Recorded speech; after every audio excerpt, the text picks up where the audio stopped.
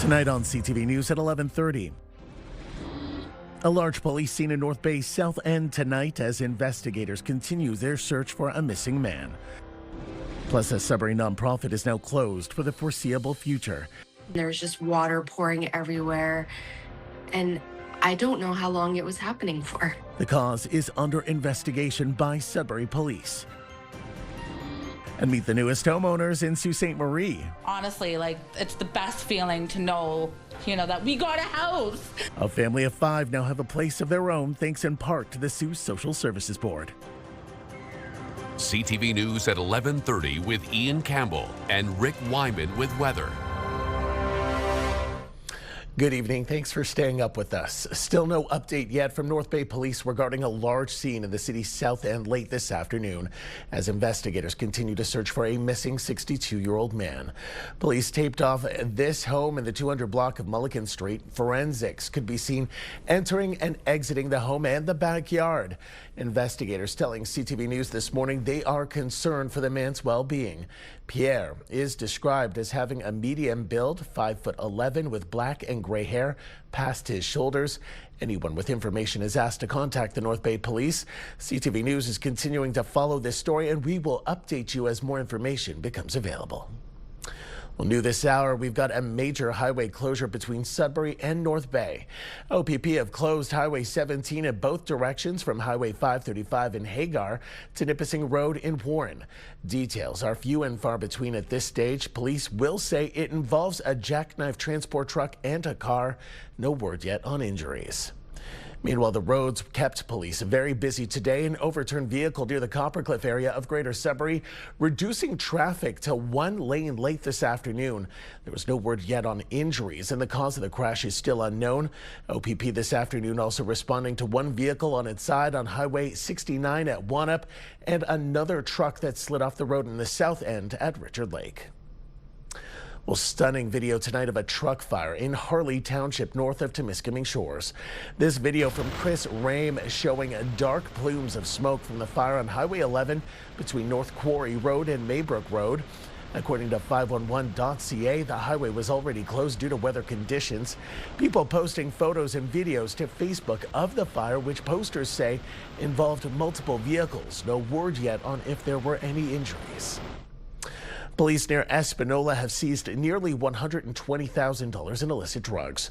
According to the OPP, over the weekend, officers tagged a driver doing 99 kilometers an hour in a 60 zone. Police say the 31-year-old also had a suspended license and that a further investigation revealed cocaine and oxycodone. The Thunder Bay man is now facing trafficking charges. North Bay police seized more than $9,000 in drugs after the automatic license plate reader flagged a stolen vehicle. More than 600 grams of meth and other illicit drugs, along with brass knuckles and a Glock-style pellet gun, were seized. The bust happened Friday on McIntyre Street when the ALPR flagged the Ford 250 as stolen. 4 Northerners now face several charges. Sudbury City Council passing a unanimous motion tonight calling on the provincial government to act following LifeLab's announcement that it plans to close its laboratory in the city. Mayor Paul LaFive says he met with a pathologist and senior leader yesterday who assured him there would be no delays in processing, to which LaFive says he disagreed. The decision to move medical processing would mean all Northern Ontario specimens being sent to Southern Ontario. It would also mean the loss of 40 local jobs. Certainly we will continue our advocacy with LifeLabs, making the business case that they should remain here. If that is not the case, and that's why when I met with them yesterday, I advised them that if they're not able to stick around and to continue this type of service, well, that will just, obviously we will then look at other options. But right now we want to work with them. Sudbury's motion tonight makes it one of the first out of the gate to call on the province. The Federation of Northern Ontario Municipalities has asked other municipalities to do the same. LaFive says he plans to meet with senior administration when he heads to Toronto in the PDAC conference in early March. A Sudbury nonprofit organization that provides free clothing to the community is now in need of help. It sustained significant flooding over the weekend and will be closed for quite some time. CTV's Lindsay Alick reports. This is what Melissa Porter walked into yesterday. There's just water pouring everywhere, and I don't know how long it was happening for. So it could have been all weekend, right? So then I looked at the cameras to see like if it would have like picked up anything and the cameras were off since 7 p.m. on Friday. So I think they got water damage. Sudbury police confirmed that a break and enter was reported at the location, saying the B&E is believed to have occurred between Friday evening and Monday morning. The incident was reported by another tenant of the building. However, it was determined that the water damage affected the basement and main levels of the building. It's under investigation. I don't want to put, too much pressure on that itself. But it really breaks my heart because that's what I do. I'm here to help people, right? So when I hear something like that, like, I think that if you just ask people for help instead of doing something this detrimental, then at the end of the day, there's always going to be someone there to help you. Unfortunately, this isn't the only challenge Closet Share has faced. Porter says every week volunteers are left to clean up following break-and-enters of their donation bins. We gained access to the gym, and now we're losing the gym. So that was our access to our revenue, our courses, our classes. So all that's been shut down. The website, losing our intern. It's just been a very big, slopey road that, you just one day hope that everything falls into place. But then this was just like the cherry on top. The closure affects over 100 volunteers. Porter says an insurance claim has been filed, and she hopes to rebuild for their sake, no matter how hard it is going to be. Lindsay Alick, CTV News, Sudbury. The union representing hospital workers across Ontario says without proper funding and resources, the crisis in Ontario hospitals will continue. CTV's Angela Gemmell reports. We need 23 extra beds just to maintain service levels. Researcher Doug Allen points to a graph showing a need for more hospital beds in Sudbury. The stats are part of a new projection report. We need a bump up in hospital funding for this fiscal year, and we need a budget that allows hospitals to plan and to develop and grow and serve their communities so that we don't have this crisis getting worse and worse. The report is from the Ontario Council of Hospital Unions, a division of the Canadian Union of Public Employees.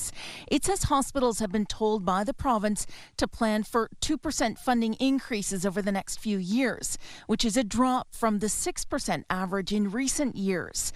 The union is predicting projections based on the new funding figures and is concerned the shortfalls will lead to job losses, reduced hospital beds, and higher wait times. Really, we're saying that there needs to be an injection of resources into the hospitals to allow them to cope with the pressures of an aging and growing population, and cutting them is completely unacceptable. In an email to CTV News, the Ministry of Health calls the claims misguided and adds, in part, we continue to make record investments in our healthcare system, including investing $91.5 billion this year alone. This includes a 4% increase in investment to the hospital sector for an unprecedented third year in a row.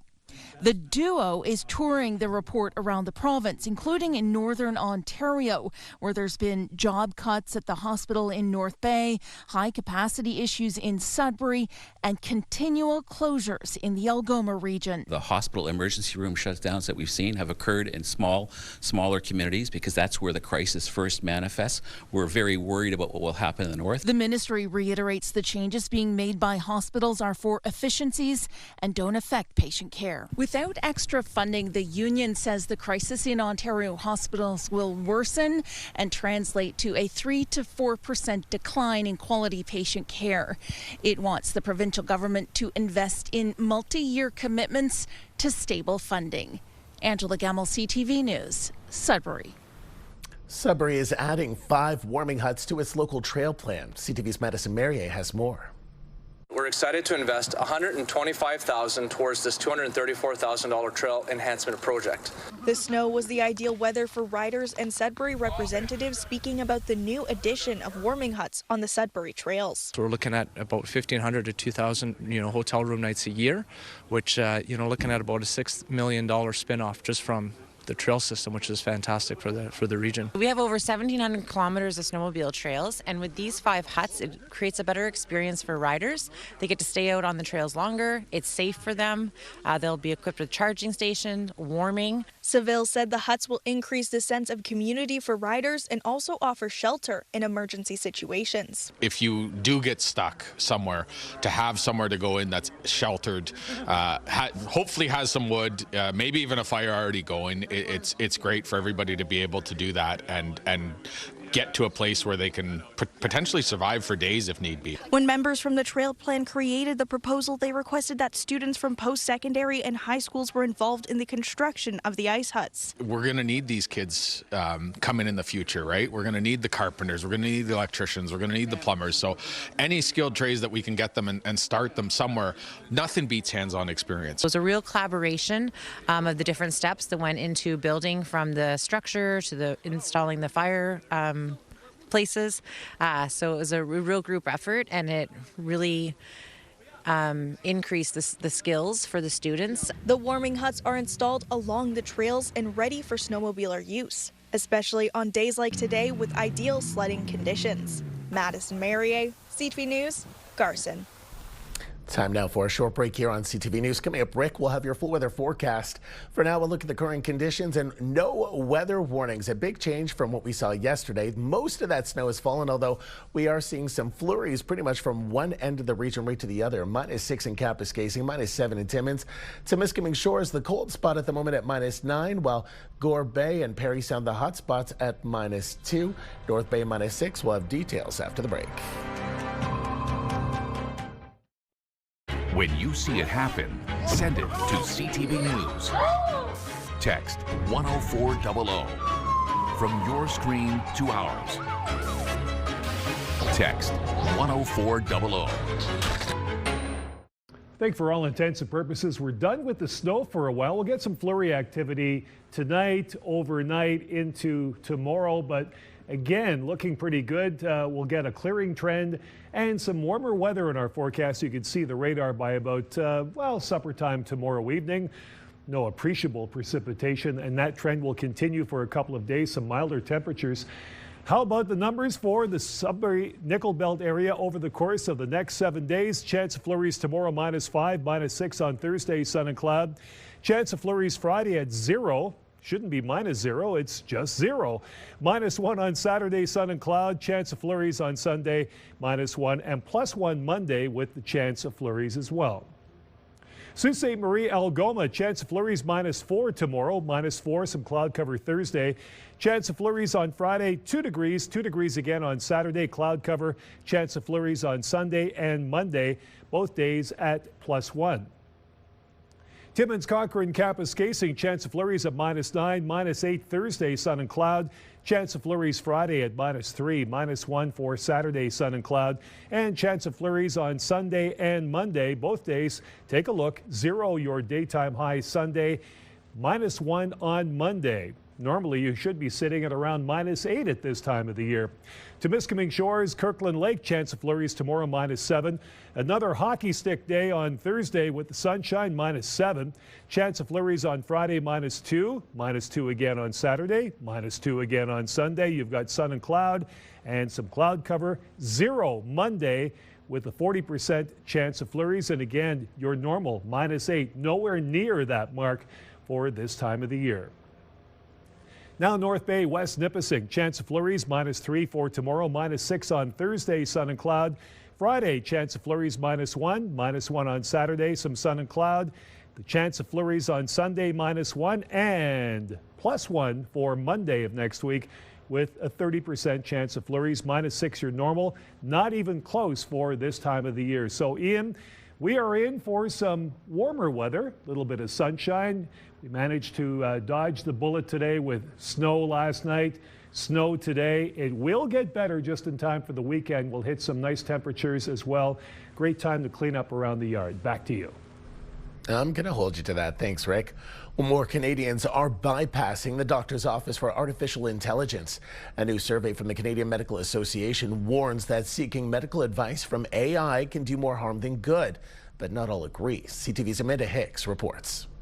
Dr. Maurice St. Martin has seen medicine evolve over 4 decades. Lately, he says patients arriving at his Sudbury office are increasingly using AI to seek out information. That has happened a few times, and then my job, is to find out what they're looking for, what's their concern, and then allay their concerns appropriately.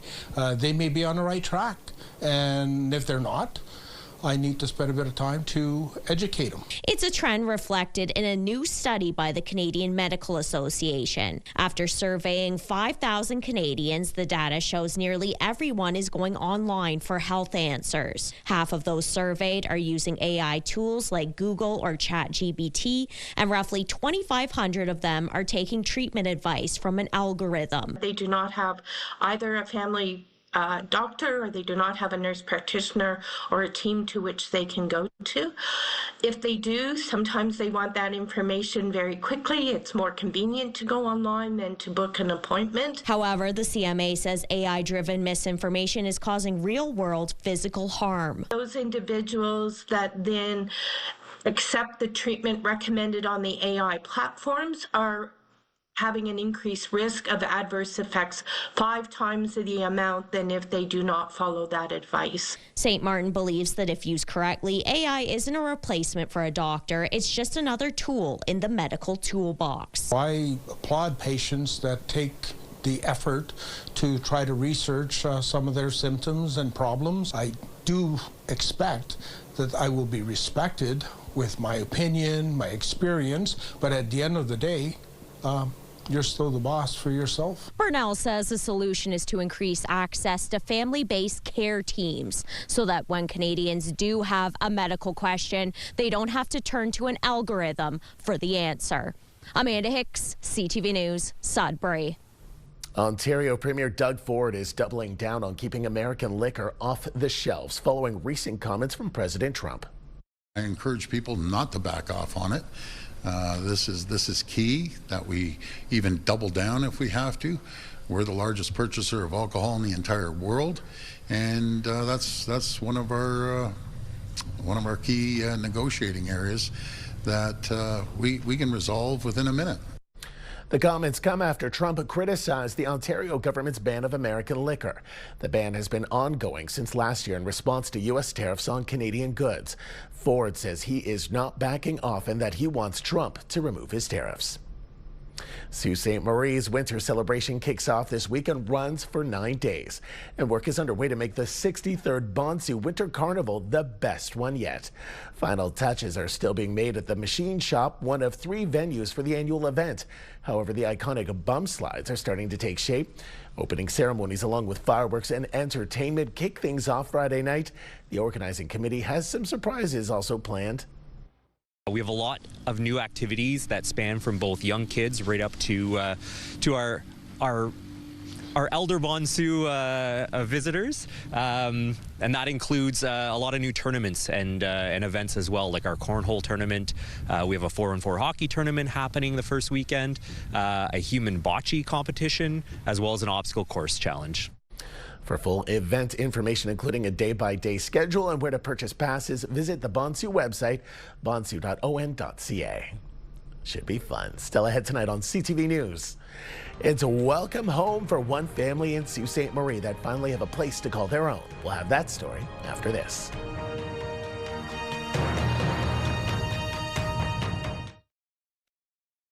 Big news for Toronto theatre fans. Murphish has announced its lineup for the upcoming season.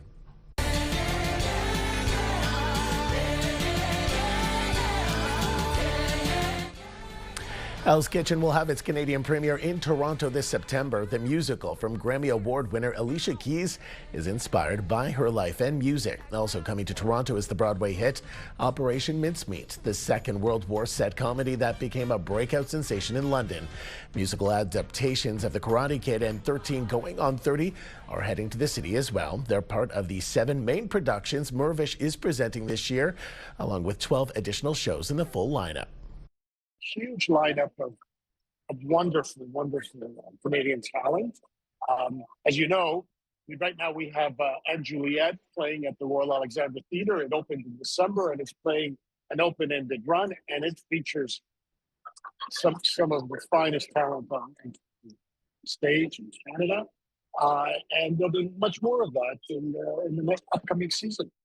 A full list can be found on the Mirvish website. Love seeing that Canadian talent come here. Young curlers from across the country have descended on the McIntyre Curling Club in Timmins this week. CTV's Lydia Chubak has more. For the second time, the McIntyre Curling Club is hosting the Canadian U18 Curling Championships this week. Typically, you don't see the turnaround of 3 years, but we know that we did such a successful job in 2023 that they just wanted to come back, and we try to treat everybody, as they're in the Olympics. So I think that's really bringing the pride too. Every province and territory has a team here.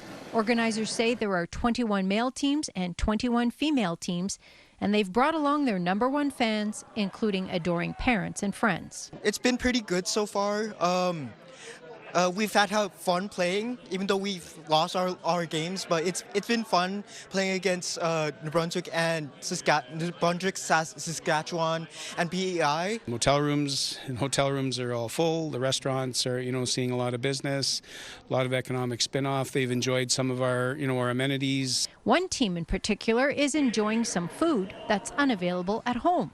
We've only been to fast food places. I'd say McDonald's, since we don't have one up in Nunavut. For some athletes, this is a chance of a lifetime. One Timmins curler is an alternate for Team Northern Ontario. It would have been really sweet to qualify for nationals and play here, but it didn't happen. But I still got the wonderful opportunity to play on home ice, so I'm super grateful for that. But I will still continue playing in the U20 division of curling. And even if trophies aren't won, athletes say the life lessons learned from curling will stay with them for years to come. We've lost the provincial final, I think, four years in a row now. So I think the resilience and the real meaning of determination is really, it's cemented in my brain now that, you need to keep going when things get hard to, achieve your goals. Curling Canada calls this event one of the world's largest youth curling stages. Games will continue throughout the week, with the final one being played on Saturday. Lydia Chubak, CTV News, Timmins. Finally tonight, a family of 5 are proud new homeowners thanks to a program by the Sault Social Services Board. CTV's Courtney Nordstrom was on hand as the Taylor family received the keys to their new place, a house transformed as part of the Affordable Home Ownership Program. I'm really excited for this new adventure, new beginnings. The next chapter starts now for Danielle Taylor and her family of 5. Alongside husband Justin, daughter Kaylee, and sons Caleb and Jaden, the family is moving into the newest home through the Sault Social Services Affordable Home Ownership Program. It's through that program where Ontario Works and Ontario Disability Support Program clients transformed a building that needed some TLC. This house was vacant before it was purchased by the Housing Corp. It was, I think, a good news story for the neighborhood, for the Housing Corp to be able to buy it and turn it into what you see today. I have been working in this house in the fall, and I learned a lot of interesting stuff here because in Kyrgyzstan, in my homeland, I have a different standard. I didn't realize how much effort and how much work that involved doing something like this program, and honestly, it's the best feeling to know that we got a house. The Taylors purchased the home for the same price it was originally bought by the Sault Social Services, and with their new keys in hand, showed off their favorite features to the people that helped make it happen. My room, that's what I like, because it's bigger, unlike my tiny room, and I don't have a lousy neighbor banging on my wall. The Affordable Home Ownership Program is totally unique to Sault Ste. Marie, and local officials have long been saying that it needs to be adopted elsewhere in the province. With Ontario's Labour Minister on hand, it presented an opportunity to show him the money from the Skills Development Fund in action. over 100,000 people in Ontario have landed a job who are under or unemployed, and that's the impact that this program is having. And you don't see that anywhere better than right here, where 171 people have gone through to learn a skill set and land a job, and then we're providing affordable housing opportunities. This is the 5th home completed as part of the program. Crews are currently working on the next 2 houses. Corey Nordstrom, CTV News, Sault Ste. Marie. Congratulations, Taylor family. Welcome home. That takes us to the end of our newscast this Tuesday night. For the latest news anytime, remember you can head to our website, ctvnewsnorthernontario.ca. You can also download our CTV News app. Thanks for watching. We'll see you tomorrow. Good night.